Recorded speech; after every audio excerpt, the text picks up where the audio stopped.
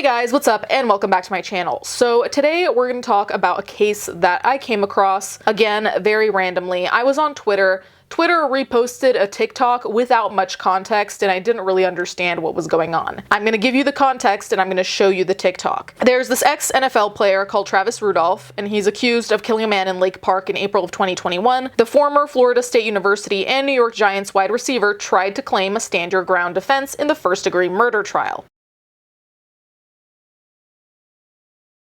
On the night of the crime, Rudolph had just got into a fight with his girlfriend at his home in West Palm Beach. According to a probable cause affidavit, the fight escalated when four men confronted Rudolph at his home. Rudolph, not happy with the confrontation, allegedly grabbed a gun and shot at the group as they ran off. The group of men were the ex-girlfriend's brother and a couple of his friends who had come to confront Rudolph over some cheating allegations, and it gets a lot more complicated than that. So before I show you the TikToks, I really do want to give you more of what occurred. The ex-girlfriend of Travis Rudolph was cross-examined for hours on the second day of testimony in the former Florida State football star's murder trial. Dominique Jones, who had testified the day before that she never intended for her brother and his friends to hurt Rudolph when she texted her brother to shoot up his shit after learning of the football player's apparent infidelity, was back on the witness stand Thursday. Defense attorney Heidi Perlett attempted to portray Jones as an out-of-work real estate agent who was married to another man, quote-unquote jealous of Rudolph's professional football career and quote-unquote angry with Rudolph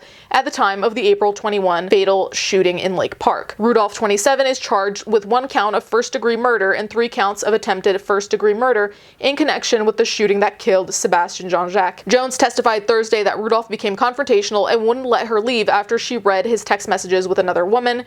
She also admitted to smashing his PlayStation and calling him a broke bitch as the confrontation spilled out in the front yard of Rudolph's home. Jones admitted that Rudolph never punched, slapped, or hit her, but that she did strike him. "I don't think I slapped him, but I did throw a punch or two, yeah, at him," she testified. Jones also confessed to deleting the shoot up his shit text message along with another message that her brother sent in a group text referring to Rudolph as a dead man walking before turning her phone over to deputies. Let's just go over this information for a second and it'll become more apparent why I'm talking about this when you see the TikToks of her testimony. First of all, let's get one thing out of the way. We don't know what was going on with this ex-couple. We don't know everything, right? So we just need to work with what we have here. So let me be clear, I'm not going to be taking anyone's side because they're a man or they're a woman.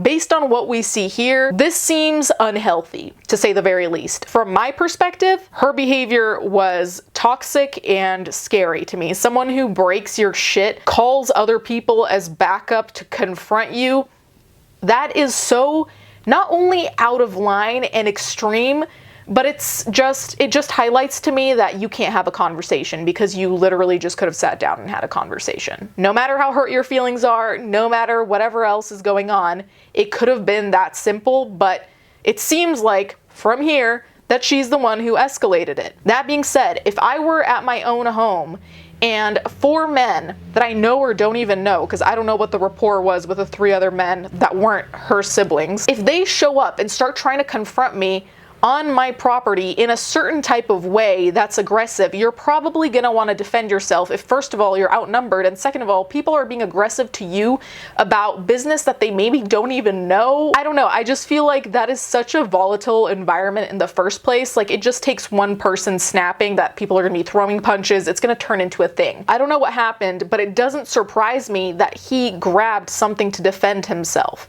That being said, I don't know if it's defending himself or attacking because I wasn't there. I don't think it's that strange considering the circumstances, especially if you have someone who's actually trying to escalate the situation further and further. So this is a trigger warning. I'm going to show you the TikTok that I came across. In this TikTok, she does hit him. If that's something you can't watch, I'll put a timestamp for you to skip over.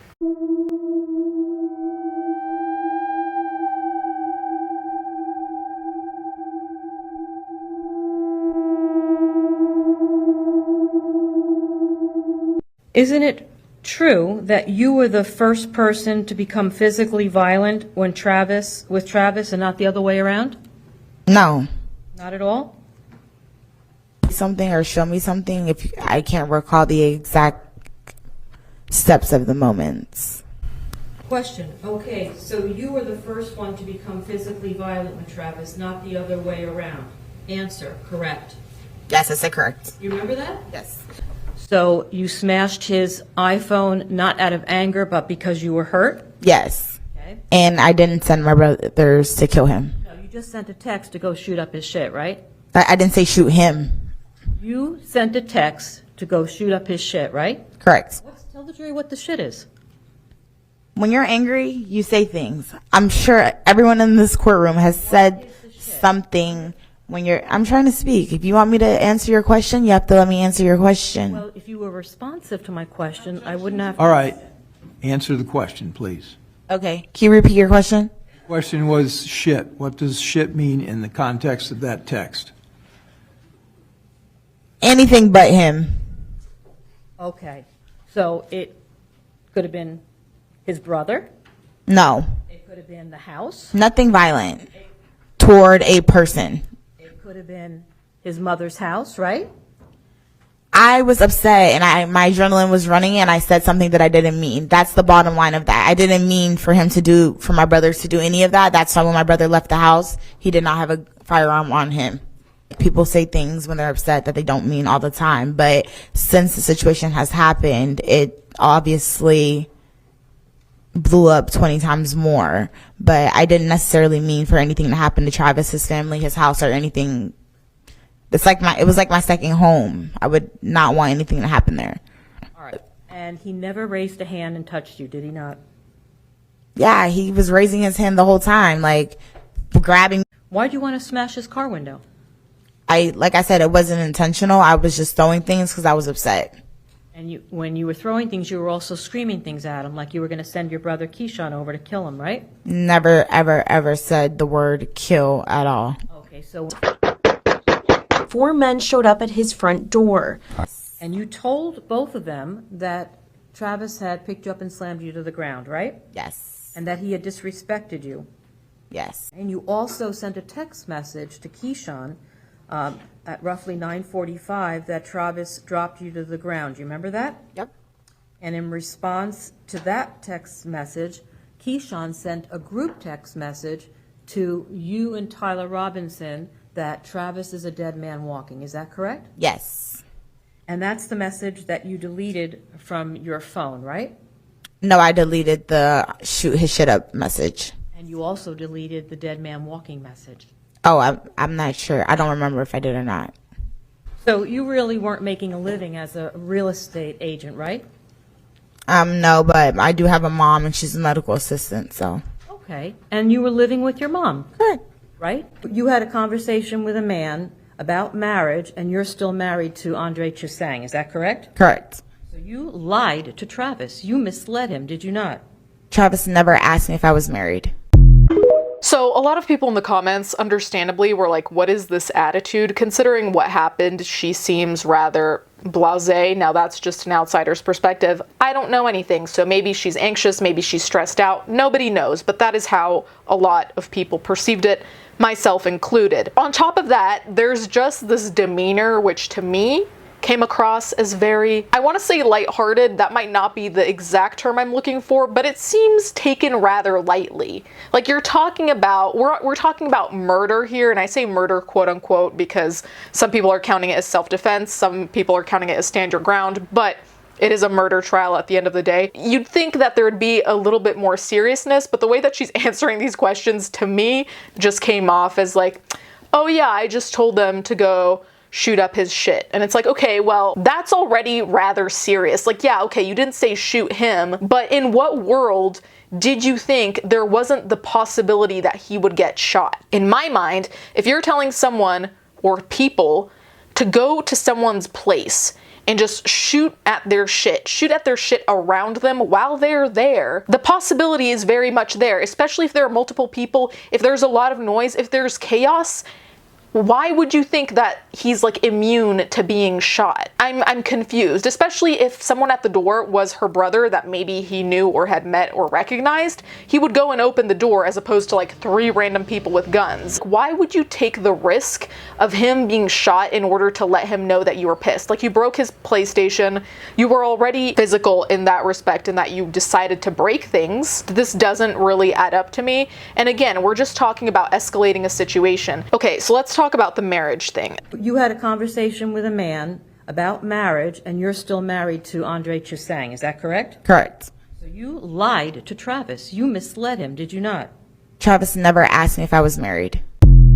So apparently Travis was cheating, but she also started seeing Travis while she was still married and claims that he didn't ask her if she was married and therefore she didn't mislead him. That's the implication from this TikTok anyway. I really don't even know what adjective to use for that, but obviously cheating is wrong. I think on this channel we all know how I feel about that one. But to say that he didn't ask if you were married and therefore you just never shared that information with someone you're supposedly in a relationship of sorts with, I mean, was he supposed to guess that you're married? The implication, unless you are polyamorous or something that includes an open relationship, the implication is if you're seeing people, you're single until you're in a relationship. But nobody who starts dating someone or seeing someone is going to assume that you're married and is going to specifically ask you, hey, we've been dating and having sex for 3 months, but are you married? Like, how? I don't understand the logic of that, and I think that's really just a way to dodge responsibility, because realistically, I feel like if you're married, that's something that comes up pretty quickly. In my experience, it's not really something you wait for someone to ask you, especially in the context of someone trying to date you or whatever. I'm just gonna leave that there. You guys can let me know. Maybe it's me who has an unpopular opinion with that one. All of this, to me, seems like it was a shitty situation to begin with, and then, like I said, she escalated it to a point where it turned into something extremely serious extremely quickly, and it all got out of hand. Because here, I'm not going to say that he's not guilty at all, because if he was cheating, that's also inappropriate. Obviously, I don't know what their relationship was like aside from what we have here, but as far as we can see here, all of this chain of events occurred because of what she set in motion, because she lied and said that he'd hit her in the first place, which is really what I think got her brother and his friends to go confront him. Because if he hadn't put his hands on her and they were just arguing, I don't know if they would have showed up and just gotten in the middle of a couple's argument. I don't know how realistic that is to me. Anyway, you guys can let me know what you think in the comments down below. Genuinely, I think this is one of those situations where something was turned into a mess it never needed to be. I know that's easy to say being outside of the fact, but you guys can let me know. Thank you guys so much for watching. Thank you to my patrons as always, and I'll catch you guys next time.